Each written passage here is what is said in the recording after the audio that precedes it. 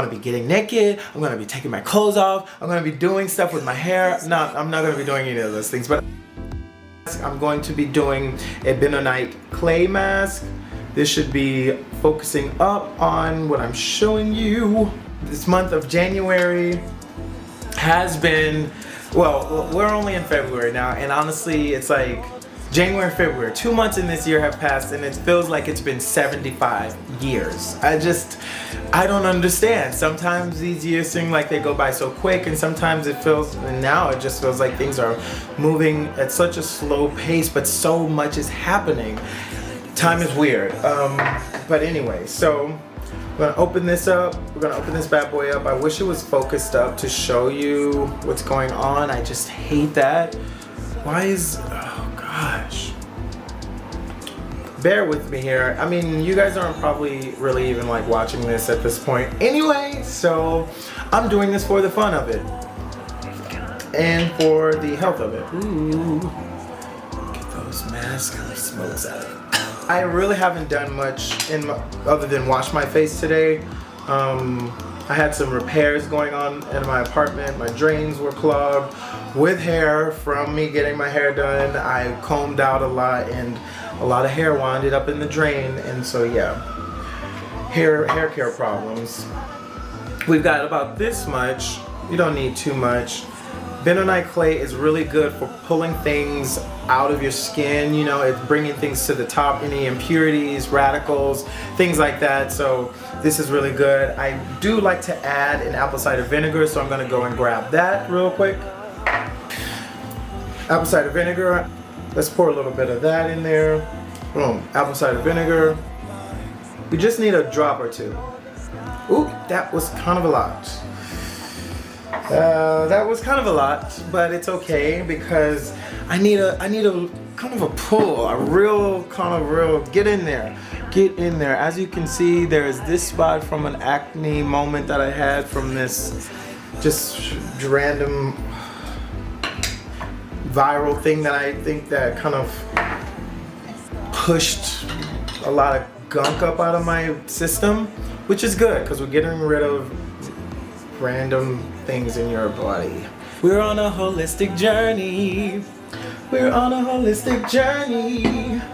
Okay, so we're just basically going to stir this up. I've got a stirrer spoon here, stirring it up. Boom, get that all stirred up.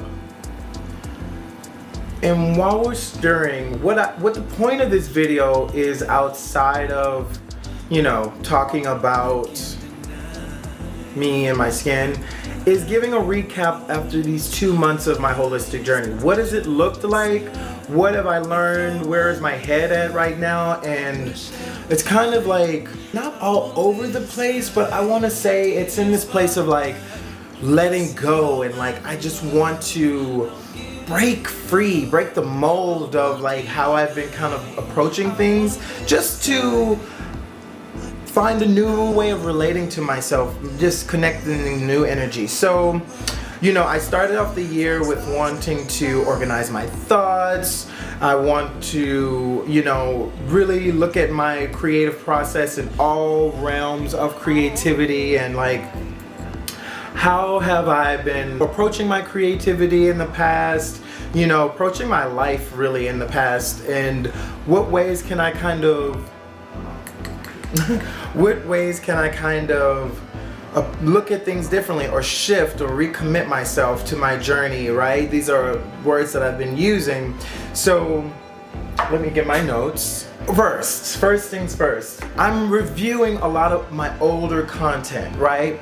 Looking at my older content, and I'm seeing like, you know, I wrote a few songs, released a music video, and these are all over a span of a few years. I went to school, audio engineering, and you know, I've learned that with each project that I put out, there were some real crazy dramatics attached to the project, whether it is in the release of the project, whether it was in the production of the project, butting heads with other creatives, and like, you know, ownership and creative control over things. And you know, it just all kind of every one of these moments hit me harder than the last, because it just seemed like it's so hard to get things accomplished and like stay motivated, stay confident in what you're doing. And I'm a sensitive person based off of just my relationship to my identity and how I approach my creativity. Like, it's always been from a place of shyness and from timidness, because I was never really given the confidence and the esteem that this is something that was viable to do. Like, creativity was like something that I could make a living at, or that I'm good at, because I was always kind of looked at as like, oh, go get a real job, this isn't a real creative path, you can't really do this. So it was like, Lauryn Hill in Sister Act, when she's like shy, joyful, joyful Lord, we adore thee. She was timid, but then she got up there and really killed it. By the way, the mask is coming to a really good consistency right now, because usually I get it to a place and it's kind of clumpy and I'm feeling a little like, oh my god, like I'm putting a bunch of like clay clumps on my face. But this is a little bit more, liquidy, which is kind of nice. I do want to thicken it up just a little bit more, just to thicken it up a little bit. I think that's the way to go, reverse engineering this thing. Get it thin and then thicken it back up. So putting a little bit more in there. Thicken this bad boy up. Okay, yeah, there we go. And I wish I had multiple cameras set up so you can kind of get in there and see what's happening. But really it's just me like stirring this up. I don't want to like pour it out on the ground. But I'm stirring up a clay mask and it is coming together nicely. So yeah, as I was working on each project, just spilled on the floor, that's okay. As I'm working on each project, in each release, I, just found it hard to keep the momentum up when it comes to, after you release a song or a project, you want to be able to see it go somewhere, but I don't really have like a large, engaging audience. And whether it's friends, whether it is people who are on the internet who like you, but maybe they're totally into your creative journey, but they like you as a person. Be that as it may, like a lot of the projects, like I would release in like maybe 300 or 400 views on a project, and didn't have like a proper rollout plan or a pre-rollout, all of this strategical stuff on the business end. And so the songs really didn't go many places other than outside of my like immediate circle. And so, this stuff is not free, like you're paying for studio time, you're paying for, rehearsal spaces to go out and do live performances. Just the effort and time that it takes outside of like working your real job to go out and like, go to the open mics, go to wherever and like put the outfits together, get your hair good, show up looking as an artist. When I was in my younger, I guess, years, all of that was like easier to kind of take the brunt of and like not get so bogged down. But as you get older, as you've been doing things a lot, and as you take more and more hits when it comes to the creative journey, I think I just got discouraged, I think, with, how my artist life was looking and how my trajectory was going. It was feeling like a hamster wheel. And in New York, it's a beast when you're an indie artist, because a lot of these places want you to have a following, to bring people, and like there's a door fee, and like if you don't bring people, you don't get paid, or you may not get booked at that place again. There's all of these kind of like attachments to you as an artist that you kind of have to fulfill on the booking and end of things, which goes into the promotional end of things. And so, yeah, I feel like Your Kiss, for instance, was my first song. I ran into some issues with just like the production end of things, like producers fighting over like time of things being released. And, you know, I had to really claim my right in that, because I'm like, listen, I put so much effort into this, and like now it felt like you were holding the song hostage in a sense. And I really had to just show up and kind of put myself out there in a way of like, listen, I'm gonna just make this happen regardless, because at this point you are going off on your own creative idea of how you want this to happen. And you know, I went to school.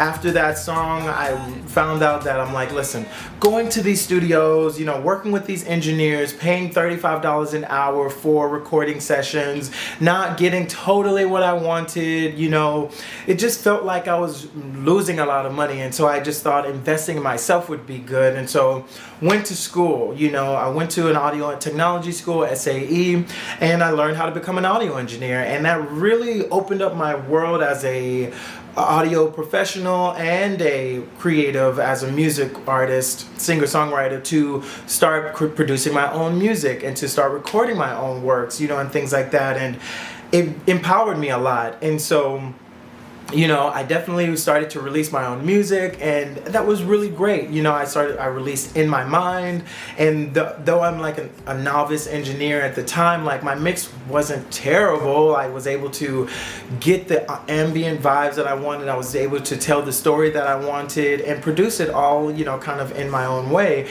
That was amazing. And then Pop Life, you know, came out a year following that, you know, and I was able to really just create that song from the ground up, collaborate with some musicians and producers on that. I learned that collaboration with artists, and this is going into the second piece of the puzzle, is always tough. You know, and you know, people are gonna have a lot to say, I think, about this topic, if anyone is even watching this, but it's a very touchy world when creators are collaborating together. I love the idea of collaboration because I think that it offers, you know, a way for new insight, for your creative worlds to kind of collide and like really make a more impactful or resonant piece together when you're sharing in that alchemy process of creation. But on the flip side of that, you can run into creative differences, nuances of how things are being interpreted, creative control, you know, how things are going to play out through fruition, you know, how people are actually valuing their work as opposed to your work. And ultimately, I feel like I don't want to be a recluse where I'm just always working by myself. I do want to collaborate with others, but I learned that there is like a lot of pre-production, contractual work that needs to be done before anything else is done. And so I'm taking away from this 2 months of this new year because I've collaborated on some projects with some artists, and I'm noticing that there's always a riff in communication when it comes down to like in the interpretation of the ideas or creative control or how, like the concept of how things are going. And if you don't have things written down, if you don't have things kind of fleshed out in a real contractual way that's like, hey, we said this, we're going to do this, you know, or I don't need you to be dragging your feet on this because we've had a deadline of this, then it's all kind of up in the air and it's all kind of like up for interpretation when you are away from each other. People can think whatever they want to think and like start to have different creative inspirations based off of like maybe something that arises later for them that they feel like, oh, this should be included in this, and or maybe we can do this with it, or whatever the case may be. But if that wasn't in the original idea, then unfortunately that's not going to make it unless we have to go back to the drawing board and really, you know, talk about that. So that's something that I will say in this month I've been learning more and more.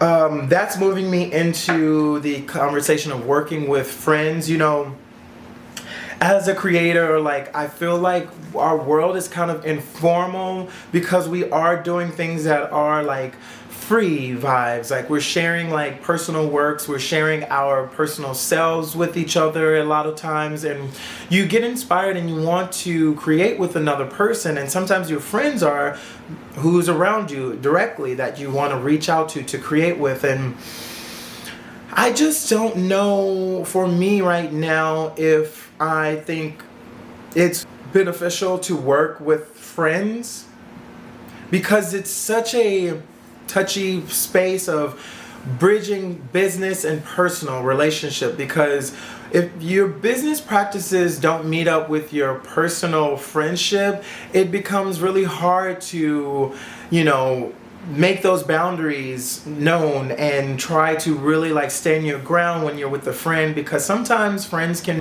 take an advantage of your friendship or your kindness because you're friends, and because you know that, like, hey, this is a person who knows me, and like, I don't think that they would really want to do me any harm. And this is subconscious stuff that, like, maybe they aren't directly thinking about, but it can impact the way that your work is being played out if you aren't really like upfront with how your artistry or the collaborative work is going to look. And so I'm on the side of steering away from working with friends in this particular time in my life right now. I think it's just casting a bigger net out into forming more relationships that are built on a creative business relationship, and you can really build a boundary, a type of business identity, like how you conduct yourself in the business world with others, and you can really show your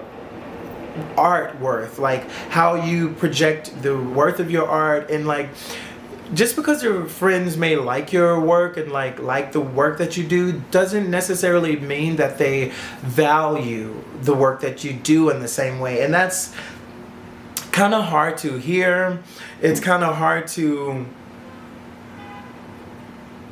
come to terms with, but it's also very freeing to know that, like, ultimately this work isn't being done for my friends. Although the support, the help in some instances, or to share it with them and to get that encouragement and feedback is nice, it's not for them. You know what I'm saying? Anyway, mask is on. It feels great to be free in my vibes of this mask. I want to keep putting another layer on. I did mix up a lot. It's still a lot in here, so let's keep piling it on top. I wanted it to dry a little bit, and then we'll just go in with another layer. I hope everyone's doing well, and I'm hoping that anyone who is listening to this is seeing how I am really committed, and the consistency is there. I mean, I have not been putting up long format videos because I've been noticing that there's not many people watching them. And not that the value of the content isn't good, it's that maybe it's just not as hook worthy. We live in a society now where you got to do something different every 7 seconds. Hey, I'm going to shake this bottle. Let me spray a little air freshener in the air. Keep it fresh in here. And should I take my shirt off? Should I do something sexy? I don't know. But people want to be entertained. People want to be engaged. People want to be captivated. This is making me want to just step out of my box a bit more. Be a bit more free. Like, not be so dry in the delivery of things, because maybe, yeah, it's an educational thing that I'm trying to show you, but keeping people entertained, keeping people engaged in the process is definitely a part of this online world. And that is a piece of the puzzle for me, because it's like, I am a entertainer at heart. I am a showman at heart. I've been in musical theater growing up, choirs, and anything that's front of camera I love to do. But moving into this society where we're at now, it just is so oversaturated with so much happening in front of the camera, because you can make money in front of the camera. You are just putting yourself out there. There's more resource. In my other mind, I'm just a person who doesn't like groupthink. I don't like to go with the crowd. I don't like to find myself doing things just because I'm jumping on a bandwagon. And so seeing so many people online and so much happening on the line, on the computer, on the front of the camera, it just makes me want to not do this in the way of like being on camera. I want to just get on an island, live my life, and just find peace in myself for that way. And that visualized lifestyle I will achieve, you know, but I feel like using all of the tools that I have in my toolbox currently means being on camera, speaking to the people, and putting my artwork out there, and yeah, just showing up and consistently doing that. And when I get to a place where I feel like I have reached my limit or reached my goals when it comes to, you know, maybe a monetary goal, showing my art, you know, plateau of like, hey, I've done this, I've achieved these goals in my art career. I don't want to place any, you know, expectations on how that looks, but the visualization of me having a chapter outside of social media is something that I definitely would look forward to. I really want to have an engaged audience around who I am as an artist, around who I am as a person, and knowing me in that full spectrum of self. I think that would build a better community, a better, you know, way of like relating to people, so they don't just see me in a one-dimensional way. And so doing these videos and really staying online in this way definitely does help me in that way as well. And so, you know, it's an uphill battle, like trying to fight the algorithm and trying to reach your people and your niche. But I think that the only way to do it and the only way to know is to continue and to keep on this path. So this is why I'm putting a face mask on in front of you. I love skincare, I love healthcare. This is something where when you step out into the world, looking good makes you feel good, and when you feel good, you can represent yourself in the best way. So this is holistic creativity right here in front of your eyes, in front of your eyes.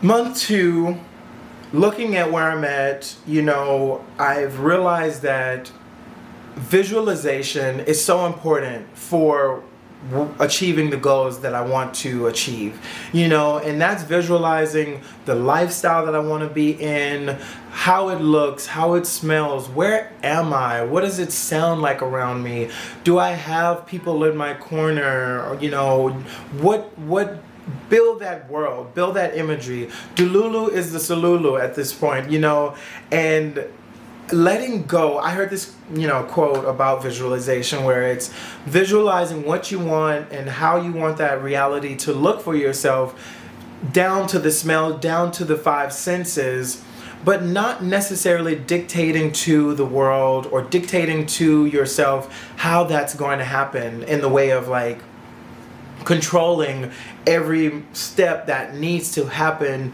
for that reality to take place, because you never know what could take place in your life that winds you up in that desired reality, right? And so I know where I'm at now, continuing to just be me, do what I love to do, not necessarily forcing myself onto anyone, but always striving for the potential of my greater self is going to get me to where I want to go. Releasing this thought that maybe it'll come through music, I'm gonna be some touring world artist. I don't know if that could happen. Will I be continuing to put out music? Yes. You know, will I continuing to be striving for, you know, a creative like understanding and authority in my genre? Yes. But I'm also multifaceted in this terms of like, you know, I love cooking, I love eating, I love to take care of my plants, you know, I love to create content, I love to, you know, do self-care, like I'm a model, like I've done all of these things. So it could really look like anything, you know what I'm saying? Like the life that I want could really have me in any type of like setup. And so really relinquishing like how I'm getting there, what needs to get me to that point. I think the freeing aspect of this practice of visualization, and just the understanding that I really don't need to be in control so much of how it happens, but to know that it will happen if I continue on the path that I'm on, and visualizing it every day, and contributing to discipline and consistency in the way of gym every day, eating healthier, listening to my health and my body, like what needs to happen to make me feel good, to make these things accomplished in my daily routine. Those things I think will definitely take me to a place of being open to, changes in how I'm seeing things happening around me. If someone wants me to work in something and it's not necessarily music, but it's more audio related, I'm going to jump at the opportunity to do something audio because I love working in audio. You know what I'm saying? So yeah, that's another phase of my understanding in these last 2 months, is just trying to relax. Even talking to you guys, I feel myself so amped up, around this topic, because it is something that I'm very passionate about, and it's finding the potential of self. Is it so much music? I love music, but I love music because it helps me find my potential. Like I see my potential through being able to release a song, or being able to follow through with a project, seeing that I'm capable of doing these things furthermore instills like an affirming sense of esteem and self-worth. And that's ultimately, I think, even talking now, what I'm looking for, because I don't think that I was given enough of a guide to confidence and self-worth growing up. And, no love lost. It is what it is. We were raised by humans who were figuring it out for themselves as well. But I want to find that for myself. I want to find that unmovable, unshakable confidence for myself. And whether that is removing, people or bad habits or things that aren't consistent with the potential that I'm seeking out of my life. It may be hard, but life is not easy. Life is a struggle for the most part. The wealthiest of wealthiest are going through their own struggles still personally, with interpersonal relationships, with finding a sense of self and identity, and finding a community or relating to people. So I don't think money is the goal that I'm looking to really achieve, although I feel like money helps to bring in resource. So click that like button, click that subscribe button, please. It definitely helps, because I can't continue doing this if I don't have the resource to do it. But I feel like I'm making the necessary sacrifices in my life to do this, because I do feel the investment is worth it in the long run. And that definitely is another piece and component of the puzzle that I'm realizing is investing in yourself is just never a bad idea.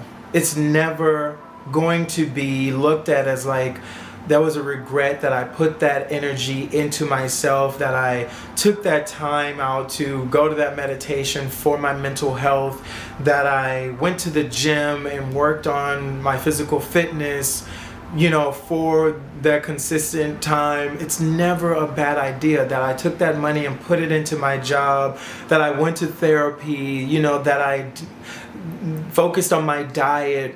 It's never a bad idea to invest in yourself. And so mentally, just reframing my mind around learning that investing in self is the best investment ever to make, is just invaluable to this journey of holistic creativity. And so, yeah, it's been a very interesting, enlightening experience, this holistic creative journey that I've been on.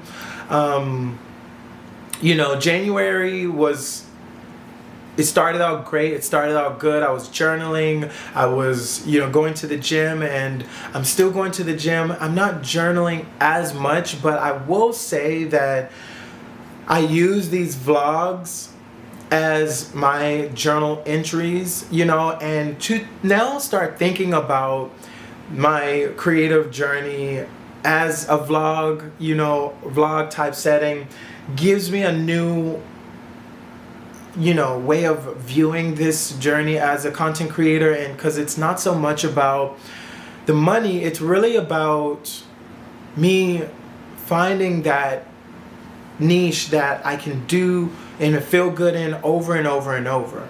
Repeating and repetition will then help to build that audience that I'm looking for. And I'm going to be talking about my journey and rising to the potential all the way till the end of, my life. I feel like that's really where my sweet spot is. This is, I think, even this moment right now is kind of a breakthrough moment for me, because this has always been my journey. I was on YouTube in, honestly, 2007. And talking about finding my potential, talking about what is this life for? I'm here for a reason to do things. And I was struggling on YouTube to keep my videos up, because I would go back through videos and just cringe at my videos and delete them and delete things all the time, because I didn't have a sense of esteem. I didn't have a sense of confidence, and I didn't think that after the fact I would be in the moment and being so happy about what I'm doing, but then that self-saboteur would creep back in, and then I would look at my work and just go on a deleting spree and delete everything and just feel like I was just so cringy to my own self. And it's just like me realizing now that this journey is not for anyone else but me. And so I want to be happy with what I'm doing, how I'm showing up in the world, and the judgment, I don't care anymore. I don't really find myself even wanting to entertain anyone that is judging. I feel like, we're in the space of engagement now. People are so negative online, and I felt a sense of self-consciousness of getting online at some point, because I'm like, oh, what are they gonna say? What would I do if someone left a negative comment? But I don't care. I'm really at a place where I'm just so grounded and centered in myself and the journey that I'm on, that, hey, bring it on. Say what you gotta say.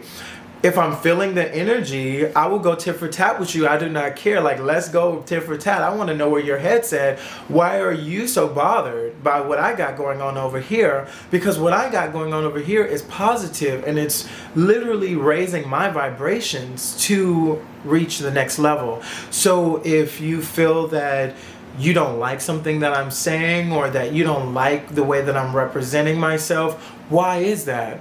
What is that? Is there a constructiveness behind that? If there's no constructiveness to help me, then why would I care about what you're saying? And so coming to terms with these realizations about self-motivation, confidence, and my ability to self-motivation is amazing. It's amazing. And I'm so happy I can just feel the surge of energy coming back into myself, just coming from underneath that blanket of self-consciousness and being too over analytical and being too critical of myself, and then spiraling into procrastination and bad habits and all of that. Getting all of that out of my life really bubbled up a lot of things into my reality that needed to just be examined, and to take a real life look at my process in that way, and pinpoint certain areas in which I'm maybe talking to myself in a negative way, or needing to reframe the way that I'm approaching certain things. And I'm loving it. So yeah, these last 2 months, they have not been the easiest. Every day you wake up, with a different mindset based off of how you slept, what you ate, how things went for you the last day. And so I have pushed through a lot of those days and been able to stay on track with going to the gym. Boom, hitting that gym. I made some changes with the way that I was shopping for food. I'm cooking a lot more. Yeah. So if you're wondering how this journey has been going as a creative, on my holistic creative journey, that's how it's been going. It's been very revealing. I overall have been so grateful, so thankful, so happy, so motivated. I'm not sure if you have watched this to the end. If you have watched more than a minute of this, thank you. I appreciate it, and I really, really love that this is resonating and keeping people engaged. Ultimately, thank you so much. Thank you so much. Thank you so much. Like, comment, subscribe. I'll see you in the next video, and catch me on the shorts because I'll be there acting a fool. Love you guys. Be free, be free, be free.